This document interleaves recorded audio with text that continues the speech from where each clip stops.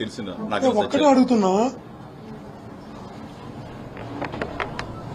ప్రశ్నించినటువంటి నాయకుల ఇండ్లపై ఈ ప్రభుత్వం దాడులు చేస్తా ఉంది, దాడులు చేయిస్తా ఉంది. చివరికి ఇండ్లకు నిప్పంటిస్తుంది. ఇంట్లో సభ్యులు ఉండంగానే ఇంట్లో మనుషులను కూడా కాల్చేయాలనేటువంటి ఒక దుర్మార్గమైనటువంటి ఆలోచనతో ఇళ్లకే నిప్పంటిస్తుంది. ఇంట్లో మనుషులను పెట్టి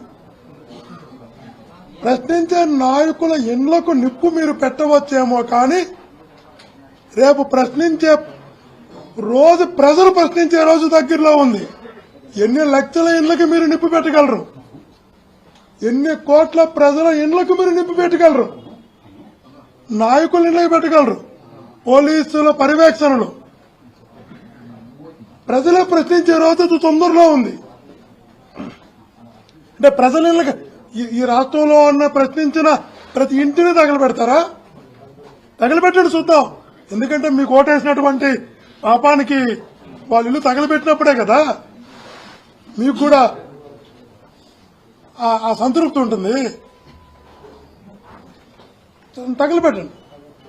నేను చెప్తున్నా కదా, ప్రశ్నించే రోజు రోడ్డుపైకి వచ్చి ప్రజలు అతి తొందరలో ఉంది.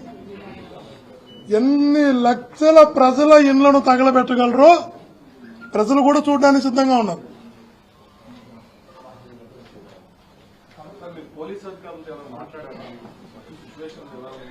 నేను వచ్చేటప్పుడే లోకల్ సిఐతో మాట్లాడాను, లోకల్ గా అసిస్టెంట్ కమిషనర్ ఆఫ్ పోలీస్ ఏసీపీతో చెప్పాను. చెప్పి ఈ విధంగా ఉంది, ఈ విధంగా వార్తలు వస్తా ఉన్నాయి, దాన్ని మీరు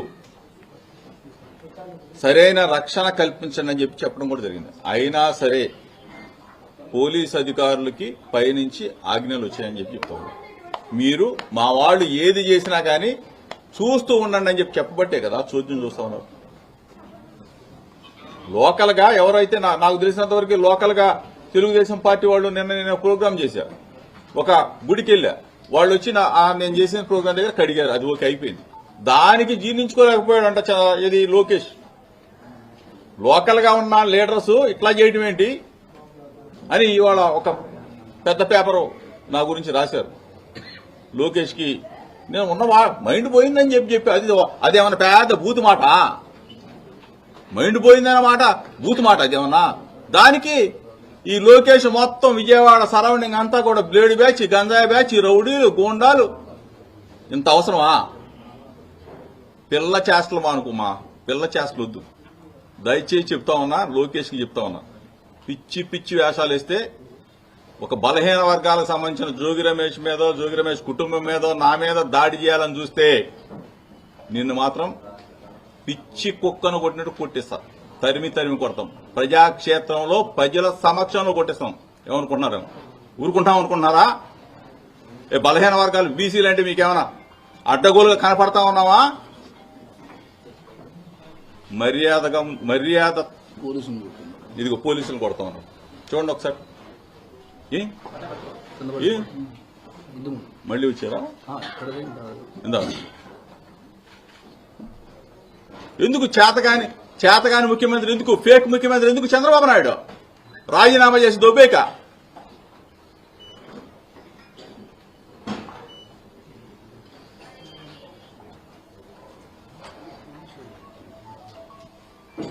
మీకు పరిపాలన చేత కాకపోతే నోరు మూసుకొని కూర్చోవాలి. మా మీద దాడులేంటి? రాక్షసానందం కాబట్టి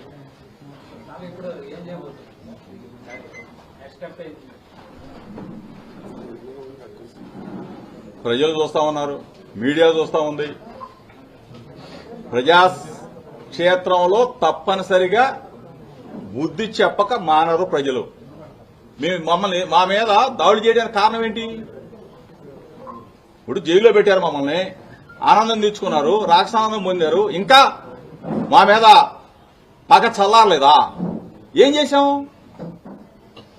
నిన్న కల్తీ లడ్డూ విషయంలో గుళ్ళకెళ్లి మేము పూజలు చేసి సిబిఐ ఇచ్చిన రిపోర్టే కదా. మేము కొత్తగా చెప్పామా? ఏమీ లేదు కదా. అంటే అది మేము రాకూడదు, రోడ్ల మీదకి రాకూడదు, వైఎస్ఆర్ కాంగ్రెస్ పార్టీ జెండా పట్టుకోకూడదు, జగనన్న జిందాబాద్ అనకూడదు అంటే మా గొంతు నొక్కేస్తారా? ఇది ప్రజాస్వామ్యమా? చంద్రబాబు నాయుడు రోడ్డు మీద తిరగలేదా? లోకేష్ పాదయాత్ర చేయలేదా? ఈ పాటికే నా కొడుకుని 2 నెలల్లోనే అరెస్ట్ చేశాడు. నన్ను నా తమ్ముడిని 83 రోజులు జైల్లో ఉన్నాం. ఈ పాటికే బలహీన వర్గాలన్నీ కూడా ఆఖరికి తెలుగుదేశం పార్టీలో ఉన్న బలహీన వర్గాలు ఏది చంద్రబాబు నాయుడికి మద్దతు ఇచ్చే బలహీన వర్గాలు కూడా అక్రమంగా జోగి రమేష్ ని అరెస్టు చేశాడు, అక్రమంగా కేసులు పెట్టాడు, 83 రోజులు నిర్బంధించాడు అనేది సభ్య సమాజం. నేను చెప్పాను కదా, సిబిఐ ఎంక్వైరీ చేసుకోమని చెప్పా. తిరుమల వెంకన్న సన్నిధికి రమ్మని చెప్పా చంద్రబాబు నాయుడు గారి కుటుంబాన్ని, లోకేష్ ని. అమ్మ కనకదుర్గమ్మ దగ్గరికి రమ్మని చెప్పా, రాలా. నేను వెళ్లి కనకదుర్గమ్మ దగ్గర ప్రమాణం చేశా, రాలా. ఇన్ని నార్కో ఎనాలిసిస్ టెస్ట్ అడిగా, చెయ్యలా. లైట్ డిటెక్టర్ అడిగా, రాలా. ఇన్ని చెప్పిన తర్వాత నేను సిబిఐ కోసం హైకోర్టులో అఫిడవిట్ వేస్తే వెంటనే తెల్లారిపాటికి అరెస్ట్ చేయించావు. సిగ్గుగా లేదా మీకు? ఇంత అంటే కేసులు ఇట్లా కూడా పెట్టొచ్చు అని చెప్పేసి నేర్పుతా ఉన్నాడు చంద్రబాబు నాయుడు. అక్రమ కేసులు ఏమైనా పెట్టేయచ్చు, ఎవరినైనా కానీ లోపల పెట్టేయచ్చు. అతను కక్ష ఉంటే చాలు లోపల పెట్టేయచ్చు. దుర్మార్గం అన్నా కాదు ఈ ప్రాక్టీస్ ఏదైతే ఉందో, ఈ ప్రాక్టీస్ ఏదైతే వదిలేమా, ఈ ప్రాక్టీస్ ఏదైతే చేస్తున్నారో నేను చాలా స్పష్టంగా చెప్తున్నా, ఇది చాలా ప్రమాదకరమైనటువంటి సాంప్రదాయం. ఎంత ప్రమాదకరమైన సాంప్రదాయం అంటే భవిష్యత్తులో వాళ్ళు ఊహించినటువంటి పరిస్థితికి తీసుకెళ్లేటటువంటి సాంప్రదాయాన్ని తీసుకొస్తున్నారు. ప్రపంచంలో ఉన్నటువంటి కంపెనీలన్నీ బిల్ గేట్స్ నుంచి ఎలాన్ మస్క్ ఒక్కడే దొరకలా. అతను కూడా అతనికి రేపే అతను కూడా స్టేట్మెంట్ అతను కూడా రాబోతున్నాడు అమరావతికి. ఆంధ్ర